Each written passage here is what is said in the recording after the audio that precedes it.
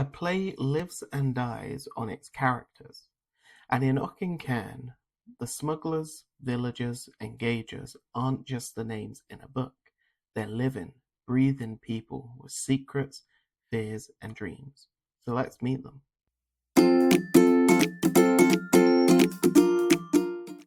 Welcome back to How to Write a Play. In episode 2, we built the world, the coastline, the economy, and the folklore that shaped Auchencairn. But a world without people is just scenery. So today, we're bringing it to life with the characters who will carry the story.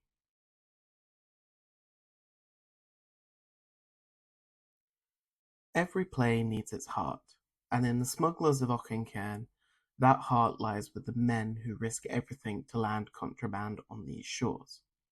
So first we have Dougal McRae, a fisherman by day, smuggler by night. He's in his early 40s, he was raised in Auchencairn, he's a man of the sea who learned to read tides instead of books. To the villagers, he's a leader. Calm, deliberate, commanding. When he speaks, people listen. Dougal isn't reckless, he's calculated. He knows when to wait, when to move, when to risk everything.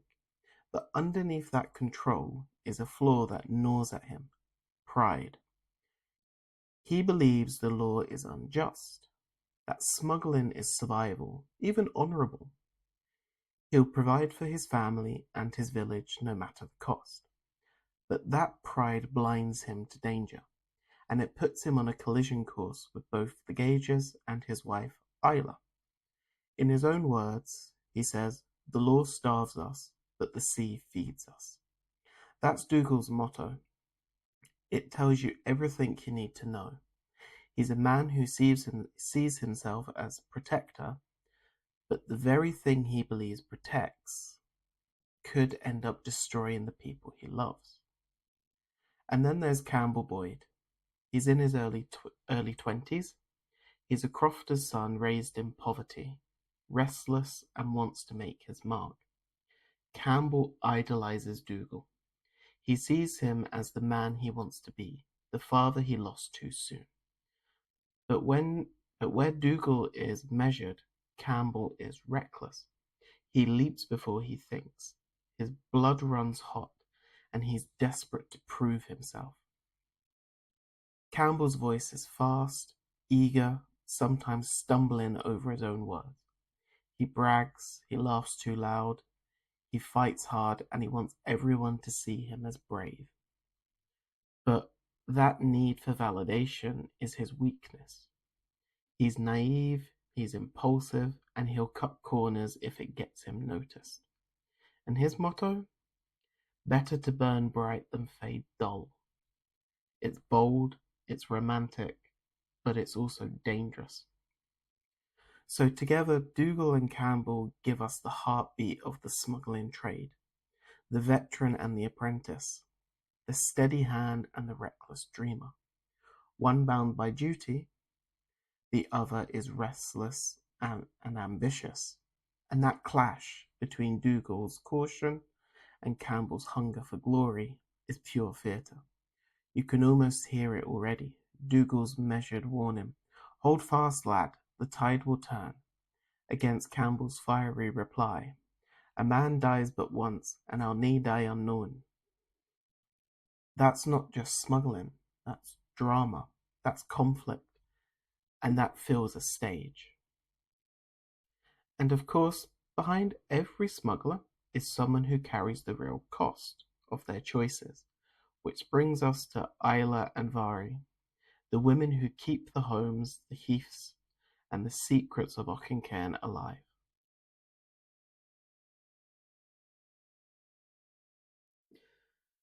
If Dougal and Campbell are the beating heart of the smuggling trade, then Isla and Vari are its conscience, two women who bear the weight of the men's choices in very different ways.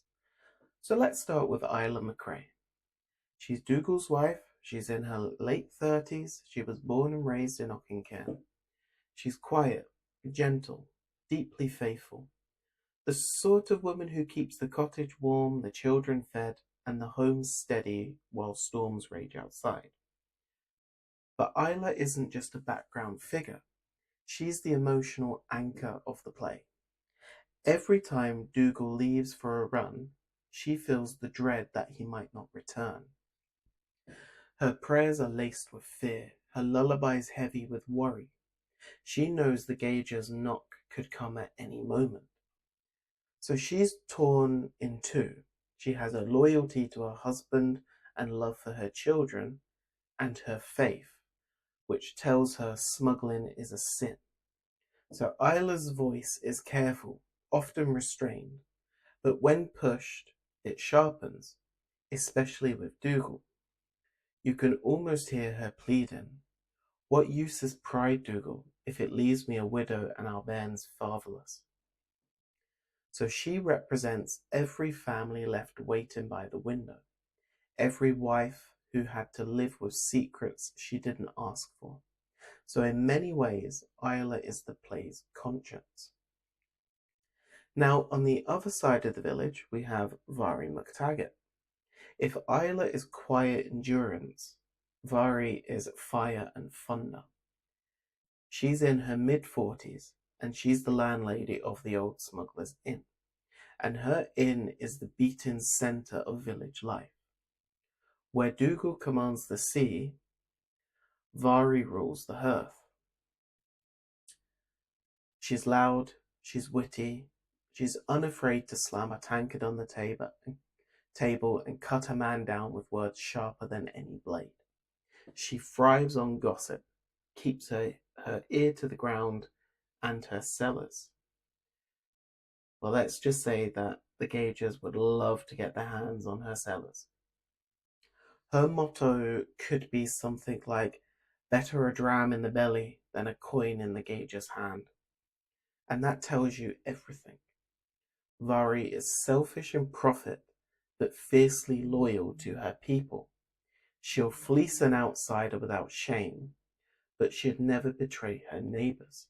She's a survivor, a pragmatist, and in many ways the village itself personified, fiery, unbowed, and always hiding something.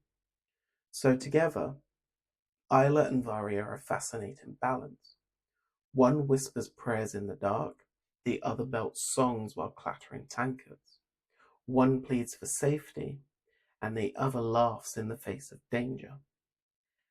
And yet both are bound by the same shadow, the smuggling that feeds the village and threatens to tear it apart.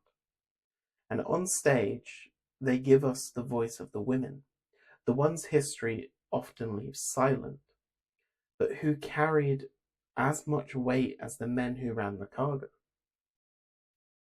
But outside the cottages and taverns, other forces were working. You've got the Kirk, preaching sin, and Gaugers armed with the law, which brings us to Minister Fraser and Angus McWhirter, the men who embody faith and order in this story.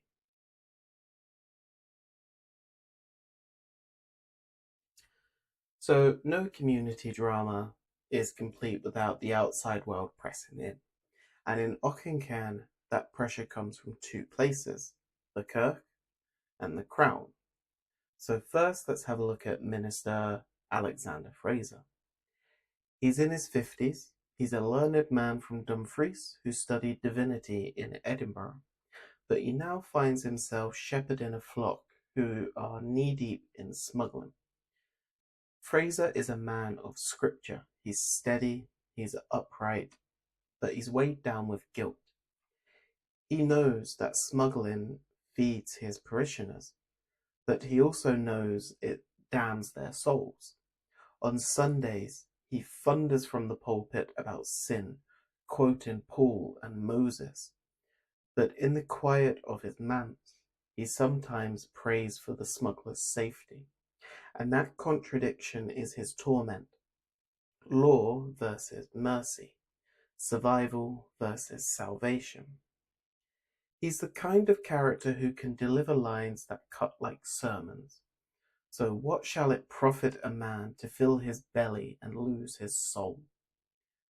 On stage, Fraser isn't just a preacher, he's the embodiment of conscience, torn between loving his people and condemning their actions. And that makes him unpredictable. Will he shield his flock or betray them for their own salvation? Now, standing on the opposite side of Fraser is Angus McWhirter, the gauger or the excise officer. He's a Highlander posted down in Cumbria, a stranger in a land that never quite accepts him. Angus is disciplined, rigid, and ambitious. To him, the law is everything: structure, order, purpose. He's not just a villain in a red coat. He's a man who grew up poor. He believes the law gave him the way out. And yet, every night he looks at the villagers, poor, hungry, desperate, and he wonders if enforcing that law makes him the oppressor his mother once warned him about. In his words are clipped, precise, the language of warrants and ledgers.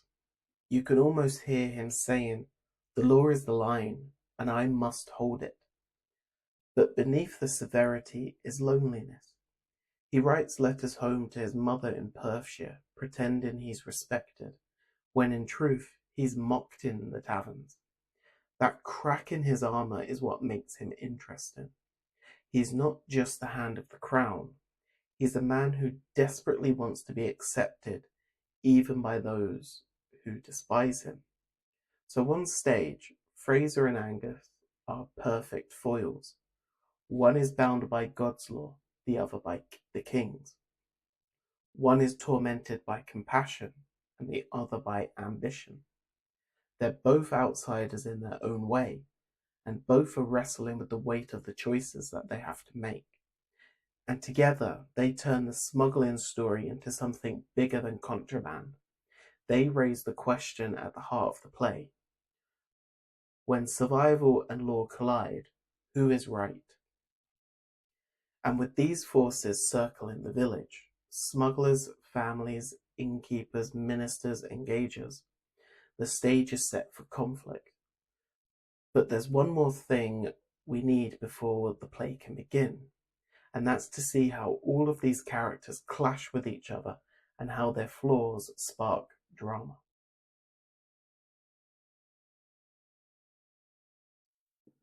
So now that we've met the key players of Auchencairn, the smugglers, the wives, the innkeepers, the minister, the gauger, but the real magic isn't in each character on their own, it's in how they collide. So if we take Dougal and Campbell, together they embody two sides of smuggling. Dougal's experience and caution against Campbell's recklessness and hunger for glory. Every scene with them hums with tension, the seasoned hand trying to hold back the young hothead who just won't listen. Then there's Isla and Vari, two women bound to the same village, but live in it completely differently. Isla's whispers prayers in the dark, begging for safety. Vari belts songs across a crowded inn, defying anyone who crosses her. Put them in a scene together, and you'll hear the clash of quiet faith against fiery pragmatism. And then on the outside, pressing in, you've got Minister Fraser and Angus McWhirter. One is preaching God's law, the other is enforcing the king's law. Both are convinced they're right, but they quietly are doubting themselves. They don't just challenge the smugglers, they challenge each other, and the very idea of what justice actually looks like. And it's the interplay between these characters that creates the real drama. It's not just barrels of brandy on the shore, it's a husband and wife torn apart by secrets. It's a mentor and apprentice pulling each other into danger. It's a minister torn between mercy and scripture. It's a gauger longing for respect from those who hate him. And it's a landlady who knows more than she'll ever say. Each of them carries a flaw. You've got pride, recklessness, fear, guilt, ambition, and greed. And on stage, those flaws will spark like flint and steel, and that's where the story lives. So why do these characters work? Well, it's because they're not heroes or villains. They're human. They love, they fear, they compromise, and they fail. And when you put all of that in one village under pressure, conflict is inevitable. And that's what makes theatre come alive. So now that we've met our cast, it's time to see what they do when the tide turns. So in the next episode, we'll start plotting the play, scene by scene, beat by beat, as all of these characters clash. So now that we've met our cast of characters, Dougal and Campbell, who are the heartbeat of the smuggling runs, Isla and Vari, the women who hold families and secrets together, and Minister Fraser and Angus McWhirter, the forces of faith and law, each torn in their own way. Together, they're not just names on a page. They're a village, a living, breathing community with love, fear, ambition, and doubt stitched into every corner. And it's through them that the story will rise and fall. Because here's the truth. Barrels of brandy don't make drama. People do. It's the argument between a husband and wife when pride is stronger than love. It's the reckless apprentice who won't listen until it's too late. It's the minister torn between mercy and scripture. It's the gauger who begins to wonder if he serves justice or only power. These characters are sparks, and once we start setting them against each other, the fire will catch. So that's what's coming in episode 4. We're going to plot the play itself, scene by scene, beat by beat, shaping how these lives intertwine until the tension breaks. So if you haven't already, subscribe so you don't miss it, and tell me in the comments, if you were acting in this play, which role would you want? The smuggler, the villager, the innkeeper, the minister, the gauger? Let me know, and I will see you next time. Bye.